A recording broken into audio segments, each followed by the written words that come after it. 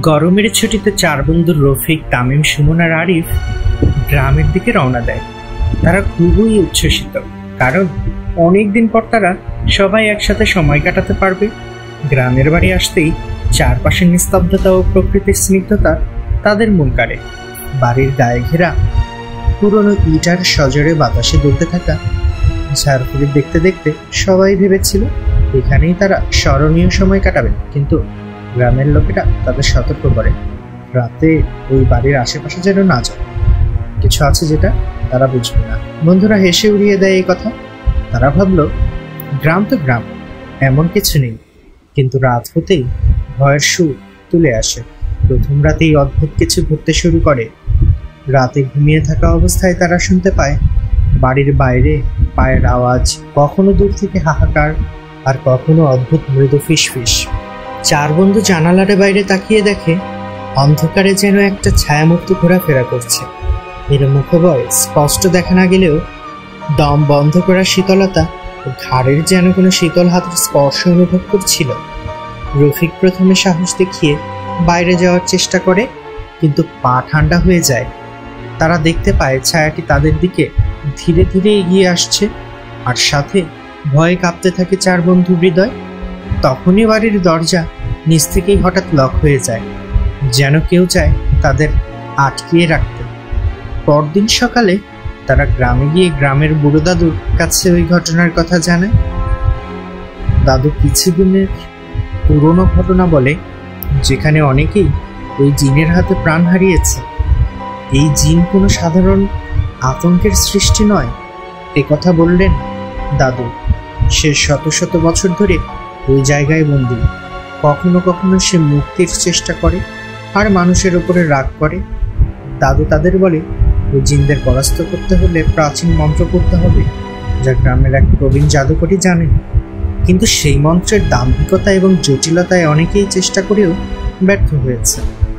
চার বন্ধু সিদ্ধান্ত নেয় তারা সেই ঝুঁকি নেবে।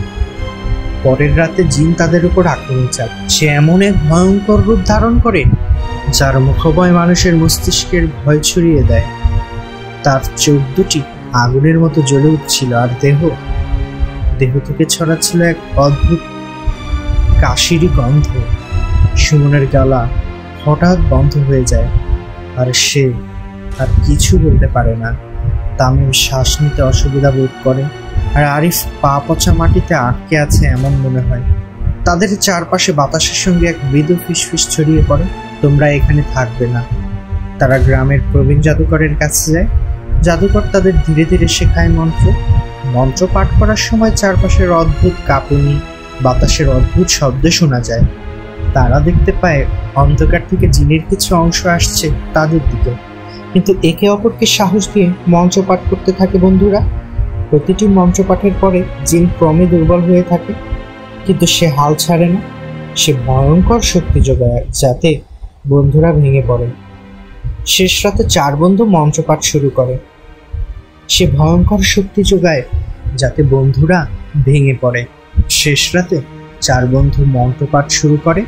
বাড়ির চারপাশে গর্জন শুরু হয়, বজ্রপাতের মতো শব্দ পড়ে। জিন রীতিমতো চিৎকার করে, আর তারা মুখবয় মানুষের রূপ নেওয়ার চেষ্টা করে। বন্ধুরা বিভ্রম হোক, কিন্তু বন্ধুরা একত্রে থাকে, একে অপরকে ধরে রাখে এবং আরও দৃঢ় হয়।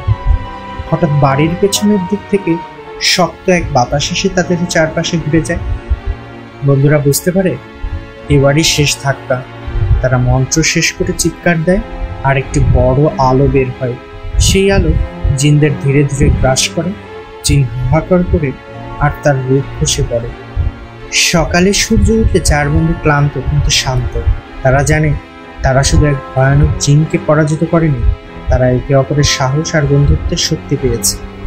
গ্রামের লোকেরা তাদের অভিনন্দন জানায়, আর সেই পুরনো বাড়ি আজ থেকে আর ভয়ঙ্কর নয়। বন্ধুরা জীবনের সবচেয়ে বড় লড়াইয়ের জয়ী হয়েছে। আর এই গল্পের শেষে তারা জানায় সত্যিকারের বন্ধুত্ব আর সাহস ছাড়া এমন যে কোনো অন্ধকারকেই জয় করা সম্ভব।